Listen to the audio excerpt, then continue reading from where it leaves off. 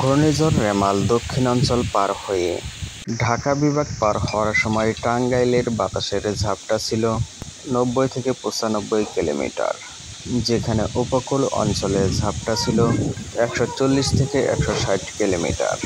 স্বাভাবিকের চেয়েও ধীর গতিতে অগ্রসর হওয়া এই ঘূর্ণিঝড়ের ক্ষতিটা অনেক বেশি।